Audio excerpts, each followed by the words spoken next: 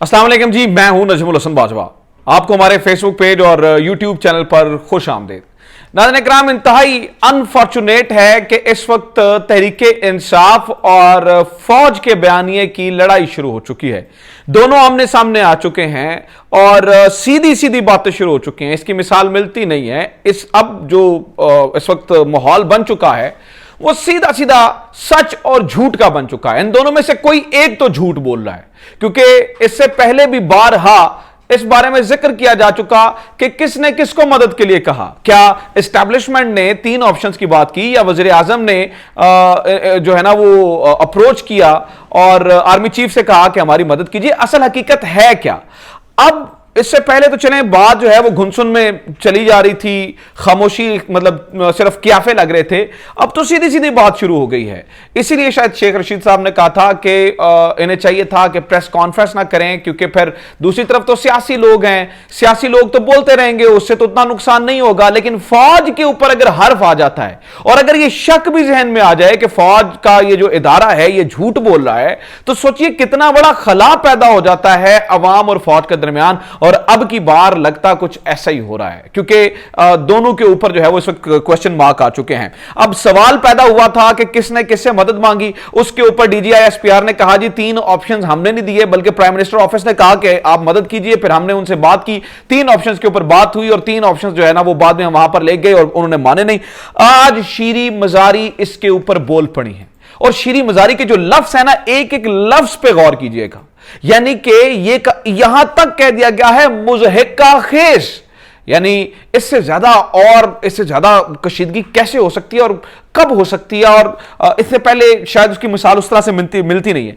मैं शीरी मजारी के ये 2 ट्वीट जो हैं वो आपके सामने पढ़ के सुना रहा हूं। इसके बाद आपको अंदाजा हो जाएगा और पता चल जाएगा कि तहरीक इंसाफ क्या करने जा रही है, और अब ये आगे इनका फ्यूचर क्या है। क्या ये इसी तरह से काम शुरू रहेगा और वाकई तहरीक इंसाफ और फौज जो ये बयानिए की जंग में आमने सामने रहेंगे? इस पर बात करने से पहले जरा ये ट्वीट सुन लें, आपको अंदाजा हो जाएगा। शीरी मजारी लिखती हैं, मैं वाज़ेह कर दूं और रिकॉर्ड पर ले आऊं कि वज़ीर आज़म ने सियासी डेडलॉक के खात्मे के लिए फौज से मदद तलब नहीं की। अगेन यहां पर जो है वो कॉन्ट्राडिक्ट, वो कह रही है, वो कह रहे हैं और ये कह रही है, तो बहुत बड़ी कॉन्ट्राडिक्शन है। फिर जनाबे वाला, फौज ने उस वक्त के वजीर दिफा परवेज खट्टक के जरिए मुलाकात का वक्त मांगा। यानी कि डायरेक्ट वजीर आजम से बात नहीं हुई, बल्कि फौज ने परवेज खट्टक को कहा कि जनाब मेहरबानी कीजिए और हमें वज़ीर आज़म इमरान खान से वक्त लेके दीजिए।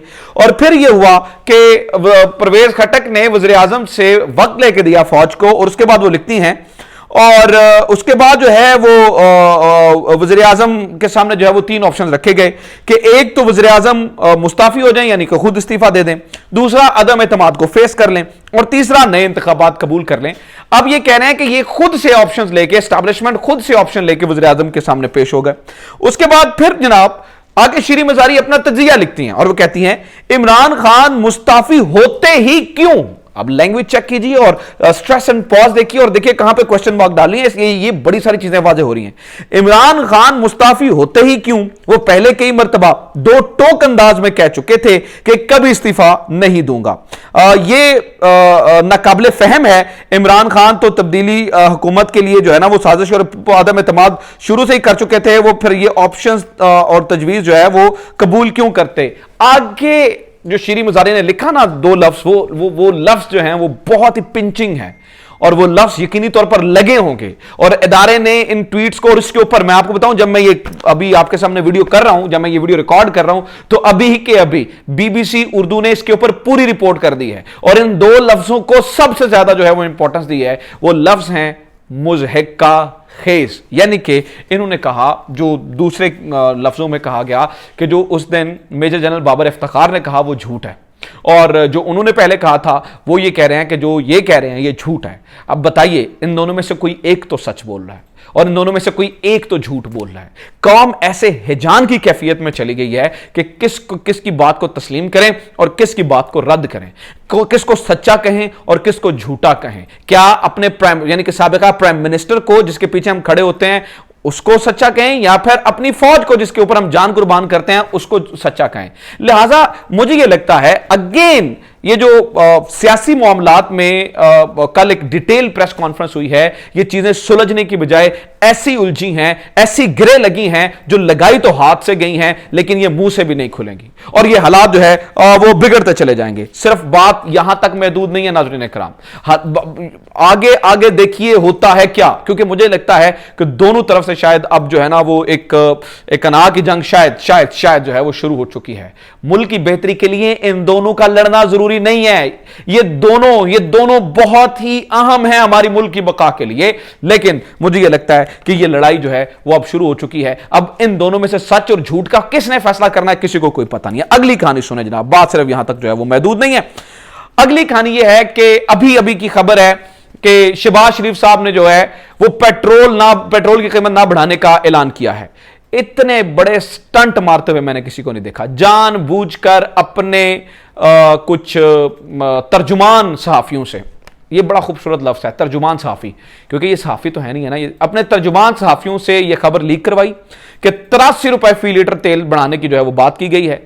फिर बाद में पसंदीदा चैनल जियो पे ये खबर चलवाई गई कि 21 रुपए लीटर बढ़ाने की बात की गई है, और बाद में उसकी जो है वो अवाम के अंदर हीरो बनने के लिए जो है वो कह दिया जी हम इसका रद्द करते हैं। और भाई आप कैसे रद्द कर सकते हैं? पिछले प्राइम मिनिस्टर 3 महीनों के लिए इसे फिक्स करके गए हैं, डेफिनेटली वो पैसा अरेंज करके गए होंगे या वो फिक्स करके वैसे ही चले गए। और असल देखिए कॉस्मेटिक इनकी जो परफॉर्मेंस होती है, मुझे हमेशा से इसलिए इख्तलाफ रहता है, कॉस्मेटिक परफॉर्मेंस होती है। 22 अरब डॉलर से 5 दिनों में 1 अरब डॉलर रोज के खर्चे के साथ इस वक्त 17 अरब डॉलर पे हमारा कौमी खजाना आ चुका है। कौन जवाब देगा? कौन जवाब देगा? इस बात का जवाब नहीं दिया जाएगा क्योंकि इससे पहले मैशत ऑर्गेनिक वे में चल रही थी। डॉलर को तो नीचे लेके आ जाया गया है, कुछ लोगों से बात करके डॉलर तो नीचे आ गया है, लेकिन उसके लिए जो आपने मार्केट के अंदर डॉलर फेंकना शुरू किया, उसका फ्लो तेज किया है, उससे जो है ना वो फिर जो नतीजा हुआ वो जो है ना वो आपके सामने है। अब तीसरी बात ये की जा रही है घड़ी, और उसके ऊपर मैं आज रात जो है वो डिटेल में वीडियो बनाऊंगा और मैं कानूनी तौर पे जो है वो चीजें आपके सामने रखूंगा। अब सुनिए जनाब, ये कहा जा रहा था कि पीपल्स पार्टी और नून लीग आइन की बका के लिए, मुल्क की बका के लिए, मुल्क की सामती के लिए, आइन की बालादस्ती के लिए इकट्ठे हुए हैं, किसी को ओहदों से कोई लालच नहीं है। लेकिन अभी की खबर मेरे पास मौजूद है, अभी खबर यह आई है कि 15 सीटों के ऊपर एडजस्टमेंट मांगी थी नून लीग ने पीपल्स पार्टी से, पीपल्स पार्टी ने नून लीग से, और कहा था कि जनाब पंजाब के अंदर आपने इन 15 जगहों के ऊपर जो है वो हम अपने बंदे नहीं खड़े करने हैं। अब इनकी जो है वो डील तय हो चुकी है, और अब जो डील हुई है वो 7 से 8 सीटों पर हो चुकी है। कमर जमान कायरा का हल्का उसमें आता है, राजा परवेज अशरफ का हल्का उसमें आता है, और भी पीपल्स पार्टी के कुछ बड़े हल्के इसमें आते हैं। और इसके अलावा फिर अगर आप उधर कराची में चले जाएं तो कराची के कुछ इंपॉर्टेंट हल्के हैं जहां पर शहबाज शरीफ वजाते खुद खड़े होते हैं, तो वहां पर भी जो है वो सीट एडजस्टमेंट जो है वो मांगी गई है। तो ये चूं चूं का मुरब्बा मिक्स 4 पार्टी जाती मफादात के लिए जो है वो इकट्ठे हो चुके हैं, और नजर ये आ रहा है कि सिर्फ और सिर्फ जो है वो यहां पर। अब तीसरी जानिब जनाब वाला एक और खबर सुने, इमरान खान ने जो काम किया है ना वो इंतहाई अहम है, और उसने क्या, इसके अलावा मैं से और क्या तब्दीली कहूं कि आप घर से बाहर निकलिए, आप सब्जी लेने के लिए जाए, शॉपिंग करने के लिए जाए, तो आपको रास्ते में लोगों की गुफ्तगू सुने। लोगों की गुफ्तगू का जो मयार है वो बहुत बुलंद हो चुका है। लोग खुददारी की बात कर रहे हैं, लोग मुल्क की सालमियत की बात कर रहे हैं, लोग अपने फैसले खुद करने की बात कर रहे हैं, लोग जो है वो इस्लामोफोबिया पे बात कर रहे हैं। लोगों का मयार इसे तब्दीली ना कहिए तो और किसको तब्दीली कहिए? इसके अलावा मैं और किसी चीज को जो है वो किस चीज को तब्दीली कहूं, मुझे जो है वो इस बात की समझ नहीं आ रही है। बहरहाल मौलाना शेरानी साहब से एक मुलाकात भी इंतहाई अहम मुलाकात की है। मौलाना फजलुर रहमान को झटका देने के लिए ये एक इंतहाई बड़ी मुलाकात हुई है, और इसके अलावा जो है ना वो बताया जा रहा है कि इस वक्त जो है ना वो मौलाना साहब जो है वो बड़ी तकलीफ में होंगे, क्योंकि मौलाना शेरानी अगर तहरीक इंसाफ में शामिल हो जाते हैं तो इसका मतलब ये होगा कि मौलाना फजलुर रहमान का जो बयानिया है वो फौत हो गया। अगेन जहां से बात शुरू मैंने की थी वहीं पे ख़त्म कर रहा हूँ, बयानिया की लड़ाई है, सच और झूठ की लड़ाई है। किसी को सच्चा और किसी को झूठा साबित करने में मेहरबानी कीजिए, खुदा के वास्ते मुल्क का नुकसान ना कीजिए। यही दरख्वास्त इदारों से है, यही दरख्वास्त फ़ौज से है, और यही दरख्वास्त जो है वो पार्टियों से है, और यही दरख्वास्त जो है वो पर्टिकुलरली तहरीक इंसाफ से है। अपना ख्याल रखें। खुदा हाफिज़। पाकिस्तान जिंदाबाद।